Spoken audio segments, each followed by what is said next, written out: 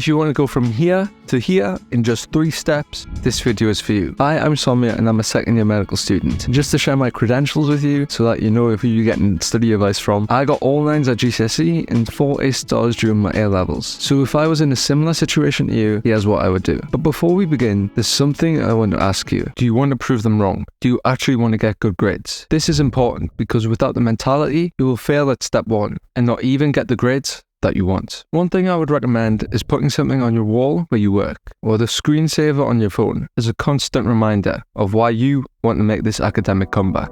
On to step 1. As I'm assuming you're on a C right now, or something around that, you will have some form of foundation to work from. You know some stuff, but not like 80 to 90% of the content. We need to find the topics you are worst at. Get your past exams or any topic tests, and I want you to go through them and look where you went wrong. Learn why your answer was wrong, and understand how to get the correct answer or full marks for the question. The principle is that if the question comes up, you should get full marks on that question. You can ask your teacher to help with this, or a friend. You could also make a note of this for future reference. Then one additional step is to also find out what topic the question is on. So you're going to focus your revision on answering questions on those specific topics. And when we answer these questions, they should help clear up any gaps in knowledge and cover up your weaknesses. But there is a problem with step 1, which might affect how effective it is. What if you do not understand the topic you are going to do questions on in the first place? This is where step 2 comes in. When I was doing questions before my A levels and I just completely blanked about certain topics, I would focus on watching YouTube videos on that specific topic to relearn and cover any knowledge gaps. Make notes from the videos if you want, but only to help understand the topic. You will not be rereading this. Then I want you to go through practice questions on those weaker topics that you found you've had in step 1 when you went through your past exams and tests. Find these specific topic questions online or ask your teacher to print some off for you. Do the question,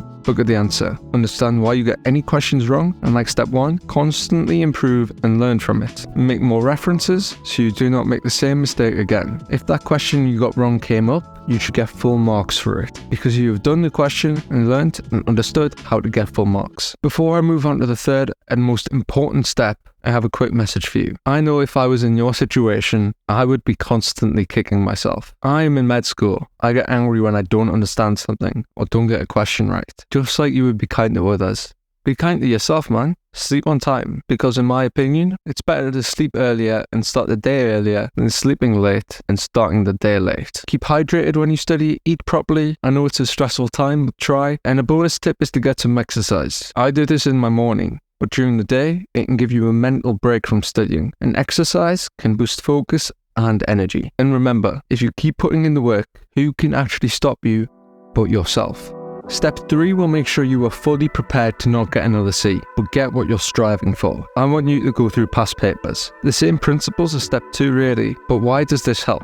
By now you have topped up the knowledge on your weaker topics, but let's make sure you still know those stronger topics. A past paper will go through a wide range of topics, which will help with this. And also this is much better than just rereading the notes. As questions practice how well you can retrieve knowledge, but when you read notes, it doesn't stick, because those neural connections in your brain are not being strengthened like when you practice retrieval when you try to answer questions. But a little warning here. At this stage, it might get demoralizing if you get a question wrong, but look back at the image on the wall or on your phone. Reset mentally. Again, understand where you went wrong, so if the question comes up, you get full marks on it. If the mark scheme doesn't make sense, ask your teacher or watch a past paper walkthrough. And again, if you get a question wrong, make a reference list of where you went wrong, like you did in step 1. And on these references, don't just copy down the answer. It's probably better to write down a piece of information or knowledge that would have helped you to understand that question. And if you are just going to copy down the correct answer, make sure you understand it. If the mark scheme doesn't make sense or you can't understand it,